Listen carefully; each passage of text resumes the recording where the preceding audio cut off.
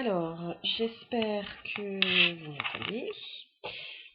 C'est une vidéo plutôt pour les STL, mais évidemment, elle peut inspirer les premières qui vont faire aussi le bac à l'oral, puisqu'elle rappelle la méthodologie pour préparer, vous avez 30 minutes de préparation, l'explication orale au bac de français. Donc je vous rappelle, vous avez 30 minutes, mais dans ces 30 minutes, il faut préparer l'explication d'un texte, la question de grammaire et noter les idées principales de votre exposé sur l'œuvre choisie. Et donc ça doit prendre le moins de temps possible. Vous devez savoir par cœur, on va dire, votre exposé pour ne pas perdre de temps. Mais la question de grammaire, ça peut prendre quand même un petit peu de temps. Donc c'est vraiment 25 minutes maximum, grand maximum, pour faire la préparation d'explications linéaires. Du coup, l'important, c'est vraiment d'être efficace, organisé. Je vous suggère vraiment de ne prendre qu'un minimum de notes et honnêtement, juste pour l'introduction et la conclusion. L'introduction, c'est particulièrement important puisque c'est le moment où il peut y avoir un moment de stress. Donc, c'est bien d'avoir des phrases un petit peu toutes écrites, toutes rédigées, afin de ne pas avoir de blanc dû au stress. Mais après, pour le reste, c'est simplement des notes. Et ces notes, je vous conseille de les prendre en fait directement sur le texte en faisant un codage couleur qui vous permet de vous repérer, de faire votre explication linéaire dans l'ordre du texte en ne notant pas les citations mais en les soulignant, les surlignant avec différentes couleurs. Pour avoir plus de place, vous pouvez aussi coller une feuille juste à côté du texte sur lequel vous noterez les idées, les procédés de style. Donc vous voyez, il est important de noter le mouvement, les idées développées, les procédés de style. Donc ce que vous pouvez faire, c'est à partir de ma préparation, après avoir vu cette vidéo, eh bien vous vous entraînez en utilisant le texte annoté que je vous ai préparé. Donc pour l'introduction, je l'ai rédigé quasiment en entier. C'est un texte extrait du discours sur l'origine de l'inégalité parmi les hommes, un texte écrit par Rousseau pour répondre à un concours, à une question posée à un concours proposé par l'Académie de Dijon en 1753.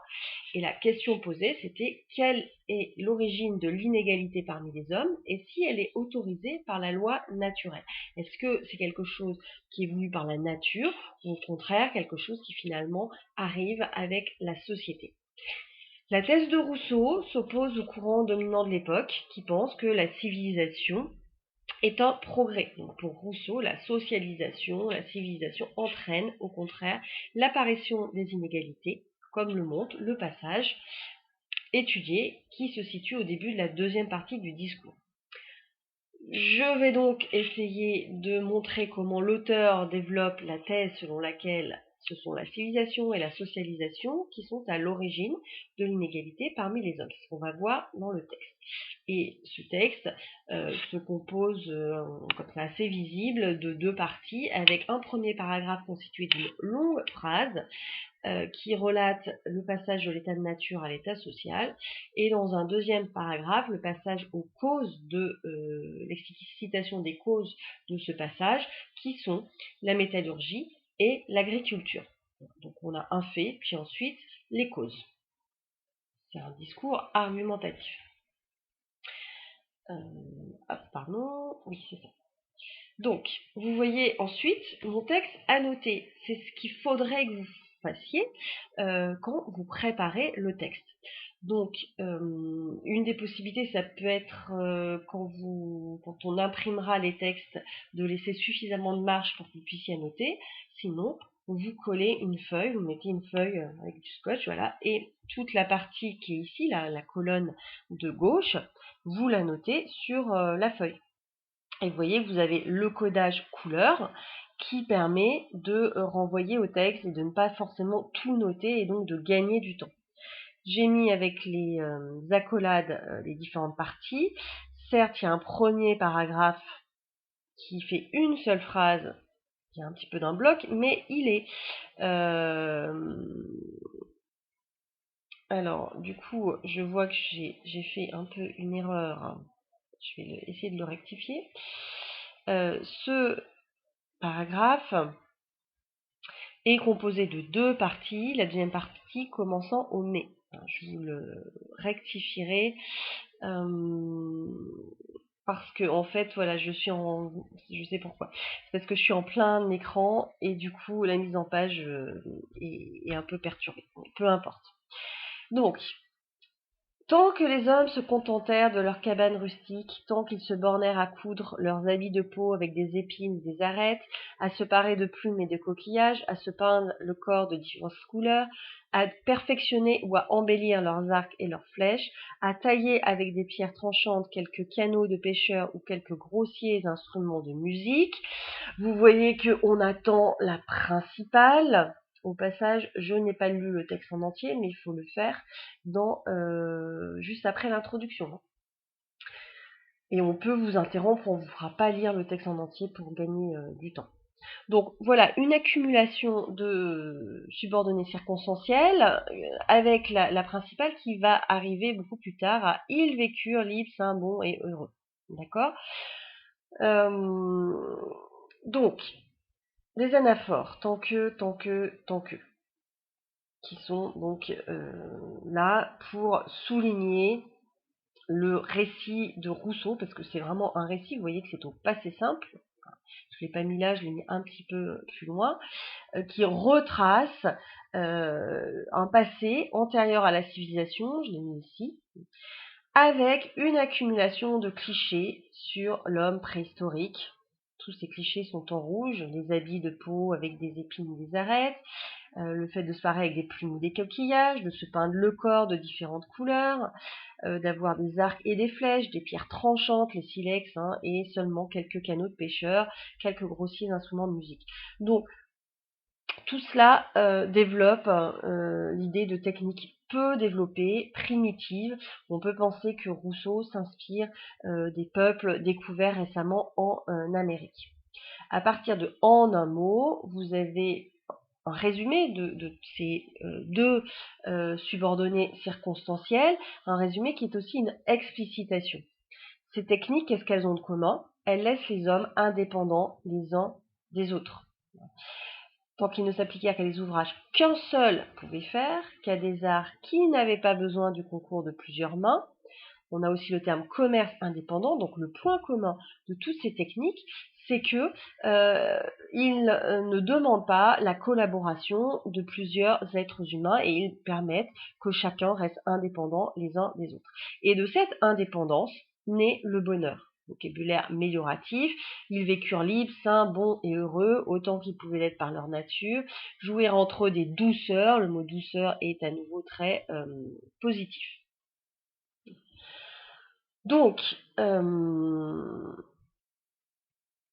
indépendance des hommes pendant cet état de nature, qui est décrit dans la première partie de ce long paragraphe qui ne constitue qu'une seule phrase. Et donc ce qui constitue l'état de nature, c'est l'indépendance des hommes, le caractère primitif des techniques qui permet cette indépendance, et cette indépendance qui est elle-même la cause du bonheur. Donc il y a une sorte de lien de causalité en technique primitive, donc indépendance pour construire ces objets, donc bonheur dû à l'indépendance. Vous voyez, vous avez, malgré le fait que ce soit un récit, quelque chose qui est de l'ordre de l'enchaînement des causes. Mais, à partir de ce mais qui est un connecteur logique fort, qui oppose état de nature à civilisation, dans une même phrase, donc pour souligner l'antithèse, l'opposition entre les deux. Rousseau poursuit le récit avec à nouveau des subordonnées circonstancielles de temps, dès l'instant, dès que, et toujours du passé simple, eu, s'aperçut, on est bien dans le récit, avec une sorte d'élément perturbateur, EP élément perturbateur, qui va signer la fin de l'indépendance. Besoin du secours d'un autre, c'est la fin de l'indépendance. Le début de l'accumulation, il est utile à un seul d'avoir des provisions pour deux, et donc des inégalités. et le début de la propriété. Donc, voilà, tout un changement dans le passage à la civilisation qui se caractérise par l'interdépendance, l'accumulation, la propriété et donc la fin de l'égalité, avec une malédiction qui est celle du travail, malédiction qu'on retrouve dans le texte de la Genèse, qu'on retrouve dans le mythe de l'âge d'or d'Hésiode et d'Ovide. Le travail devint nécessaire, les vastes forêts se changèrent en campagnes riantes. Quand on connaît les textes d'Ovide et d'Hésiode, on reconnaît bien cette imagerie de la mythologie gréco-romaine. Qu'il fallut arroser de la sueur des hommes, là pour le coup c'est plutôt une référence biblique, avec la malédiction due à la chute, à la sortie du jardin d'Éden, hein, l'homme devra gagner son pain à la sueur de son front. Et donc ce travail s'associe à l'esclavage et à la misère, donc deux mots qui sont évidemment des signes de l'inégalité entre les hommes, inégalité de richesse, la misère, inégalité de conditions entre les maîtres et les esclaves. Et tout cela souligné dans un discours très rhétorique par une métaphore, germer et croître les moissons, l'esclavage et la misère sont comparés aux moissons justement qui caractérisent le passage à la civilisation avec la révolution néolithique, dont parle le paragraphe suivant. Donc, du coup, j'ai un décalage que vous n'aurez pas dans le document que je vous mettrai sur Pronote. La métallurgie et l'agriculture furent les deux arts dont l'invention produisit cette grande révolution. Rousseau a fait un récit du passage de l'état de nature à la civilisation, récit au passé simple, et il passe maintenant aux causes. Il réfléchit en philosophe, il le dit plus tard, pour le philosophe, et il va donc réfléchir aux causes de cette révolution qui sont donc la métallurgie, l'agriculture, tout cela dans une démarche philosophique. Démarche philosophique qui s'oppose à la mythologie gréco-romaine. Pour le poète, il s'agit d'Hésiode et peut-être aussi d'Ovide, puisqu'on a le poète, pas les poètes. Et cela fait référence au mythe de l'âge d'or, où on considère que l'humanité à ses débuts vit dans un monde un peu idyllique où il n'a pas besoin de travailler, où la terre donne tout d'elle-même, et ensuite, il y a une dégradation de la condition humaine qui va se traduire par différents âges, âge d'argent, puis âge d'airain, puis âge de fer, qui est notre âge caractérisé par la violence pour les poètes. Voilà, donc ça c'est l'explication mythologique. Lui, Rousseau, se place en philosophe, et donc les explications qu'il donne, c'est l'apparition de la métallurgie et de l'agriculture, repris par le fer et le blé, qui ont civilisé les hommes et perdu le genre humain. Là se trouve la thèse de Rousseau, la civilisation est associée à une perte. Aussi, l'un et l'autre étaient-ils inconnus aux sauvages de l'Amérique, qui pour cela sont toujours demeurés tels. Et Rousseau va reprendre cet exemple des peuples d'Amérique du Sud qu'on a déjà vu chez Montaigne, qui ne connaissent ni l'agriculture ni la métallurgie. Et il fait une distinction entre sauvages, les sauvages seraient ceux qui ne connaissent aucun de ces arts, et barbares, qui définirait les peuples qui ne connaissent que soit la métallurgie, soit l'agriculture. Il faudrait avoir les deux pour avoir une civilisation équilibrée. Donc ça, c'est quelque chose qui est avancé sans preuve, hein, on verra en conclusion. Rousseau ne donne aucune preuve de ce qu'il avance les choses de façon très assertive, sans vraiment les prouver. Et du coup, de là naît l'explication du plus grand degré de civilisation de l'Europe, et l'une des meilleures raisons, donc on est toujours dans les causes, dans les explications, peut-être pourquoi l'Europe a été, sinon plus tôt, du moins plus constamment et mieux policée, c'est-à-dire civilisée que les autres parties du monde, c'est que elle possède à la fois du fer et du blé, lesquels permettent l'agriculture et la métallurgie. Et donc l'accumulation des comparatifs plutôt, mieux, et des superlatifs la plus abondante et la plus fertile en blé, montrent cette supériorité de l'Europe. En conclusion, vous voyez que j'ai largement dépassé mes 10 minutes, c'est pour ça que j'accélère un peu, donc vous avez vraiment de quoi dire sur ce texte, il n'y a pas de souci pour tenir 10 minutes.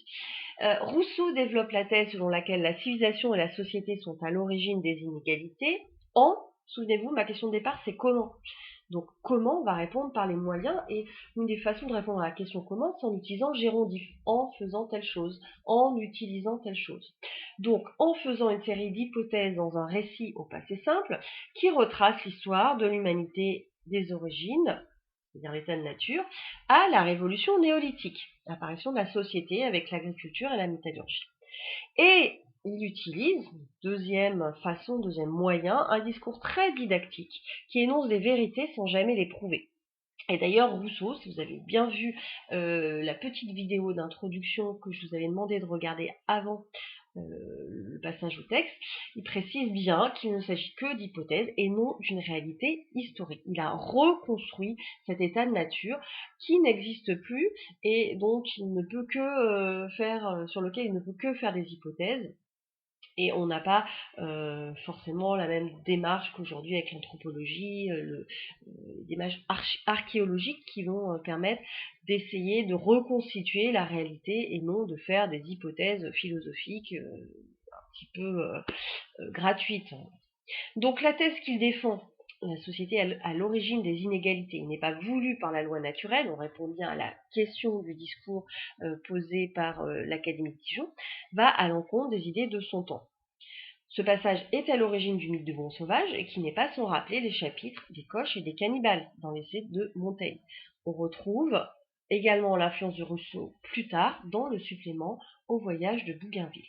Donc, vous voyez que je termine par une ouverture à d'autres textes du parcours. C'est toujours bien de montrer justement que vous êtes capable de faire des liens avec les différents textes du parcours. Donc je vais vous donner le document qui apparaîtra correctement, je l'espère, pour vous, et je vous incite vivement à vous entraîner, c'est-à-dire à essayer de tenir pendant 10 minutes en vous aidant de la trace écrite que je vous ai proposée. Voilà, c'est ce que vous devriez faire pendant vos 20-25 minutes de préparation à l'oral pour réussir à proposer quelque chose. Bon travail!